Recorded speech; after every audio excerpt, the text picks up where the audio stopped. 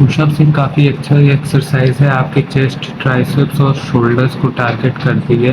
और आज मैं बताने वाला हूँ कि आप इसमें कैसे प्रोग्रेस कर सकते हैं।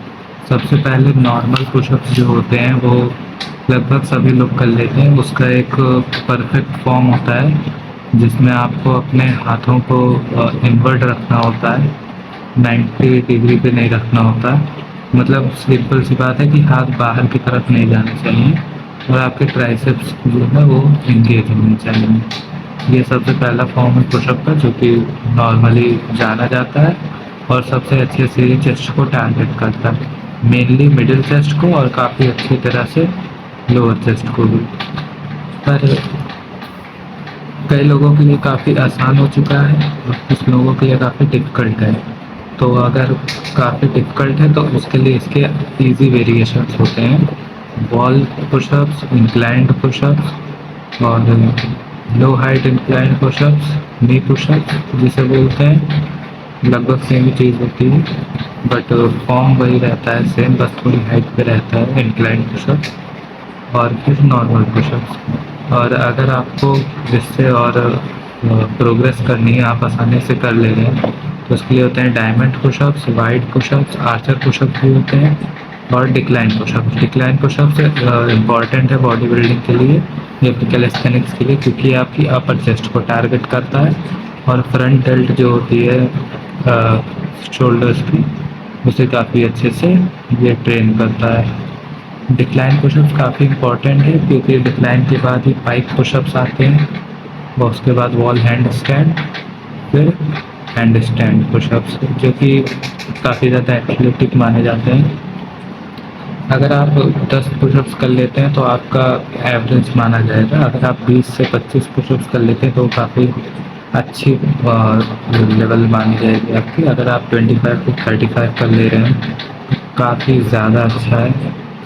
एंड अगर आप 40 to 50 कर लेते हैं तब आपकी एक एथलेटिक स्ट्रेंथ है आपकी बॉडी में।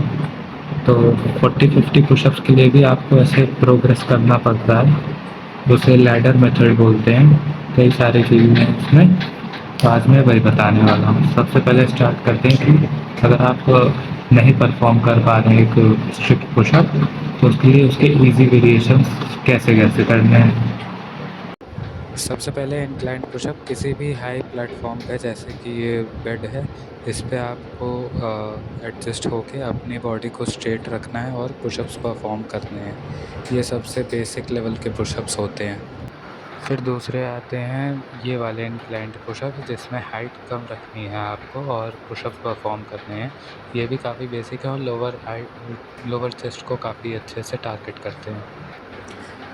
उसके बाद है नी पुशअप्स। ये भी होते हैं काफ़ी बेसिक टाइप के, ये भी लोअर चेस्ट के लिए होते हैं। आप इन दोनों में से कोई भी एक कर सकते हैं जो कि आपको ठीक लगे। ऑब्जेक्टिव यही है कि लोअर चेस्ट को टारगेट करना है और एक इजी वेरिएशन यूज़ करना है ताकि आप फर्दर एक अच्छे पुशअप्स के नंबर परफॉर्म कर पाएँ। फिर नॉर्मल पुशअप्स या फ्लैट पुशअप्स काफ़ी पॉपुलर हैं, आपकी मिड चेस्ट को अच्छे से टारगेट करते हैं। इन्हें आपको हमेशा करना है अपनी मिड चेस्ट को टारगेट करने के लिए। फिर आते हैं डिक्लाइन पुशअप्स, काफ़ी ज़्यादा इम्पोर्टेंट आपके हैंड स्टैंड के लिए, जो कि आपकी शोल्डर स्ट्रेंथ और अपर चेस्ट को काफ़ी अच्छे से टारगेट करते हैं और उन्हें बिल्ड करते हैं। अब मैं बताना चाहता हूँ पाइक पुशअप्स के बारे में। ये काफ़ी हैवी मूवमेंट होती हैं और सबसे नहीं हो पाती। तो सबसे पहले तो आप अपने स्ट्रेंथ के अकॉर्डिंग अपने लेग और हाथ के बीच की डिस्टेंस को एडजस्ट कर सकते हैं। वैसे तो कम रहना चाहिए, जिससे काफ़ी अच्छे से आप हैंड स्टैंड कर सकें, पर अगर आपसे नहीं हो पा रहा है आप लेंथ को बढ़ा सकते हैं। ट्राई ये रखना है कि हर बार लेंथ कम करें। तो अगर आप नॉर्मल पुशअप्स नहीं कर पा रहे हैं तो नॉर्मल पुशअप्स के पहले के जितने मैंने एक्सरसाइजेस बताई आपको वो परफॉर्म करनी है, ताकि आप एक स्ट्रिक्ट नॉर्मल पुशअप परफॉर्म कर पाएँ और उसे आप 30 to 40 रेपिटेशंस कर सकते हैं आराम से।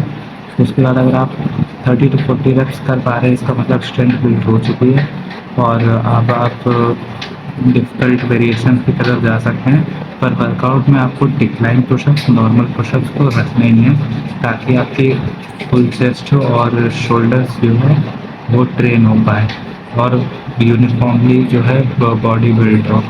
और स्ट्रेंथ भी बिल्ड हो, वरना थोड़ा डिसबैलेंस रहता है। अगर आपसे नहीं हो पाता है डिक्लाइन पोजीशन ज़्यादा हाइट से, तो आप कम हाइट से कर सकते हैं, पर आपको करना रहेगा उन्हें साथ में, क्योंकि होम वर्कआउट में आपको कंप्लीट चेस्ट वर्कआउट में इन्हें डालना पड़ता है। एक्स्ट्रा अगर चेस्ट वर्कआउट की बात करें तो डिप्स अगर आप कर सकते हैं तो वो भी शोल्डर ट्राइसेप के लिए काफ़ी अच्छी होती हैं, एक एडिशनल एक्सरसाइज जो कि आप कर सकते हैं। और फिर उसके बाद 5 पुशअप्स ही हैं, वो पुशअप्स जो कि आपको हैंड स्टैंड के लिए इम्पॉर्टेंट है। तो इतनी अगर आप एक्सरसाइजेस करते हैं 3 to 4 मंथ्स, तो काफ़ी अच्छे से आप हैंड स्टैंड के लिए रेडी हो जाएंगे। तो होप करता हूँ कि आपको ये वीडियो इन्फॉर्मेटिव लगी, और आपको ये वीडियो अच्छी लगी और ये हेल्पफुल थी, तो आप प्लीज़ मुझे सपोर्ट करें ताकि मैं ऐसी और वीडियोस बना सकूँ। Thank you.